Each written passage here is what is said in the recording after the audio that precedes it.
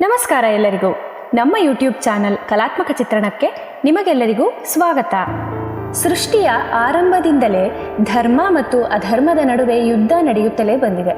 ಧರ್ಮವನ್ನು ಕಾಪಾಡಲು ಅಧರ್ಮವನ್ನು ನಾಶ ಮಾಡಲು ಪರಮಾತ್ಮ ಹಲವು ರೂಪಗಳಲ್ಲಿ ಅವತಾರ ತೆಗೆದುಕೊಂಡಿದ್ದಾನೆ ಎಂದು ಪುರಾಣಗಳು ಹೇಳುತ್ತವೆ. ಅವುಗಳಲ್ಲಿ ಮೊದಲನೆಯ ಅವತಾರವೇ ಮತ್ಸ್ಯಾವತಾರ. ಇದರ ಹಿಂದೆ ಒಂದು ಕಥೆನೇ ಇದೆ. ಒಂದು ಕಾಲದಲ್ಲಿ ಸತ್ಯವ್ರತ ಎನ್ನುವ ಧರ್ಮನಿಷ್ಠ ರಾಜನಿದ್ದ. ಅವನು ಸತ್ಯವಂತ, ದಯಾಳು ಮತ್ತು ವಿಷ್ಣು ಭಕ್ತನಾಗಿದ್ದ. ಅವನ ಜೀವನದಲ್ಲಿ ಒಂದು ದಿನ ಒಂದು ಘಟನೆ ನಡೆಯಿತು. ಇಡೀ ಜಗತ್ತಿನ ಇತಿಹಾಸವನ್ನೇ ಅದು ಬದಲಾಯಿಸಿತು. ಒಂದು ದಿನ ಬೆಳಿಗ್ಗೆ ರಾಜನು ನದಿಯಲ್ಲಿ ಸ್ನಾನ ಮಾಡುತ್ತಿದ್ದ. ಅವನು ತನ್ನ ಕೈಯಲ್ಲಿ ನೀರನ್ನು ತೆಗೆದುಕೊಂಡಾಗ ಒಂದು ಚಿಕ್ಕ ಮೀನು ಅವನ ಕೈಯಲ್ಲಿ ತೇಲ್ತಿತ್ತು. ಅದು ಸಾಮಾನ್ಯ ಮೀನಲ್ಲ, ಅದು ರಾಜನ ಹತ್ತಿರ ಮಾತನಾಡಿತು. ರಾಜನೇ, ನನ್ನನ್ನು ಉಳಿಸು, ದೊಡ್ಡ ಮೀನುಗಳು ನನ್ನನ್ನು ತಿನ್ನುತ್ತವೆ ಎಂದು ಅದು ಬೇಡಿಕೊಂಡಿತು. ರಾಜನು ಆಶ್ಚರ್ಯಪಟ್ಟ. ಆದರೂ ಅವನ ಹೃದಯದಲ್ಲಿ ಕರುಣೆ ತುಂಬಿ ಬಂತು. ಅವನು ಆ ಮೀನನ್ನು ತನ್ನ ಕಮಂಡಲದಲ್ಲಿ ಇಟ್ಟ. ಆದರೆ ಕೆಲವೇ ಕ್ಷಣಗಳಲ್ಲಿ ಮೀನು ದೊಡ್ಡದಾಗುತ್ತಾ ಹೋಯಿತು. ಕಮಂಡಲದಲ್ಲಿ ಇರಲಾರದೆ ಬಿಟ್ಟಿತು. ಆಮೇಲೆ ರಾಜನು ಅದನ್ನು ಒಂದು ದೊಡ್ಡ ಪಾತ್ರೆಯಲ್ಲಿ ಇಟ್ಟ. ಸ್ವಲ್ಪ ಹೊತ್ತಿನಲ್ಲೇ ಅದು ಇನ್ನೂ ದೊಡ್ಡದಾಯಿತು. ಪಾತ್ರೆಯೂ ಸಾಲಲಿಲ್ಲ. ರಾಜನು ಅದನ್ನು ಕೆರೆಯಲ್ಲಿ ಬಿಟ್ಟ. ಆದರೆ ಅದೂ ಸಾಕಾಗಲಿಲ್ಲ. ಕೊನೆಗೆ ಸಮುದ್ರದಲ್ಲಿ ಬಿಟ್ಟಾಗ ಅದು ಅಸಾಧಾರಣವಾಗಿ ಮಹಾಕಾಯ ರೂಪ ಪಡೆದುಕೊಂಡಿತು. ಆಗ ರಾಜನಿಗೆ ಅರ್ಥವಾಯಿತು, ಇದು ಸಾಮಾನ್ಯ ಮೀನಲ್ಲ, ಇದು ದೇವರ ಲೀಲೆಯೇ ಇರಬೇಕು ಎಂದುಕೊಂಡ. ಆ ಮೀನು ತನ್ನ ದಿವ್ಯ ರೂಪ ತೋರಿಸಿ ಹೇಳಿತು, ರಾಜನೇ, ನಾನು ವಿಷ್ಣುದೇವ. ಶೀಘ್ರದಲ್ಲೇ ಪ್ರಳಯ ಆಗಲಿದೆ. ಜಗತ್ತು ನೀರಿನಲ್ಲಿ ಮುಳುಗುತ್ತದೆ. ನೀನು ಒಂದು ದೊಡ್ಡ ನೌಕೆ ತಯಾರಿಸು. ಅದರಲ್ಲಿ ನೀನು ಎಲ್ಲ ಗಿಡ, ಮರ, ಬಳ್ಳಿಗಳು, ಔಷಧಿ, ಸಪ್ತ ಋಷಿಗಳು ಮತ್ತು ಎಲ್ಲ ಜೀವಿಗಳ ಪ್ರತಿನಿಧಿಗಳಿಂದ ಒಡಗೂಡಿ ಪ್ರವೇಶಿಸಬೇಕು.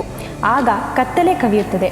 ಸಪ್ತ ಋಷಿಗಳ ತೇಜಸ್ಸಿನ ಪ್ರಕಾಶದಿಂದಲೇ ಹಡಗನ್ನು ನೀನು ನಡೆಸಬೇಕು. ಆಗ ನಾನು ಸ್ವರ್ಣಮಯವಾದ ಮಹಾಮತ್ಸ್ಯವಾಗಿ ಕಾಣಿಸಿಕೊಳ್ಳುತ್ತೇನೆ ಎಂದ.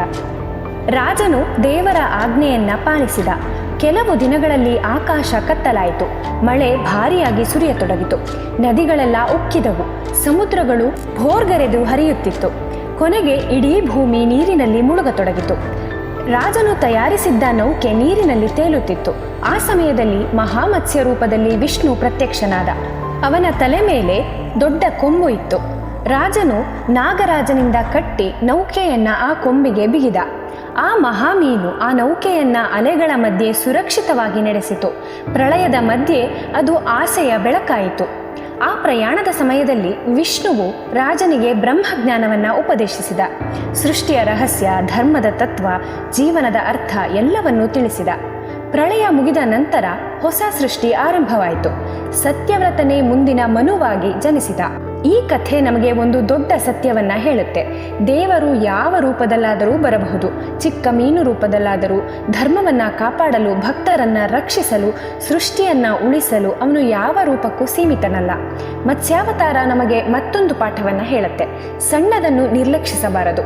ಚಿಕ್ಕದಾಗಿ ಕಾಣುವುದೇ ದೊಡ್ಡದಾಗಿ ಹೊರಹೊಮ್ಮಬಹುದು.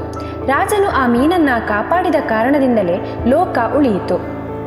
ಆದ್ದರಿಂದಲೇ ಪುರಾಣಗಳು ಹೇಳುತ್ತವೆ, ಭಕ್ತಿಯ ಜೊತೆ ಮಾಡಿದ ಸಣ್ಣ ಕಾರ್ಯವು ವಿಶ್ವವನ್ನು ಬದಲಾಯಿಸುವ ಶಕ್ತಿಯನ್ನು ಹೊಂದಿದೆ ಎಂದು.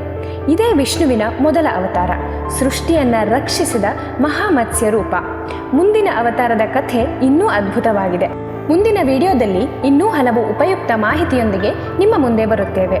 ಅಲ್ಲಿಯವರೆಗೂ ನೀವಿನ್ನೂ ನಮ್ಮ ಚಾನಲ್ನ ಸಬ್ಸ್ಕ್ರೈಬ್ ಮಾಡಿಲ್ಲ ಅಂದರೆ ಈ ಕೂಡಲೇ ಸಬ್ಸ್ಕ್ರೈಬ್ ಮಾಡಿ ಹಾಗೂ ಹೆಚ್ಚು ಹೆಚ್ಚು ಜನರಿಗೆ ಶೇರ್ ಮಾಡಿ. ಧನ್ಯವಾದಗಳು.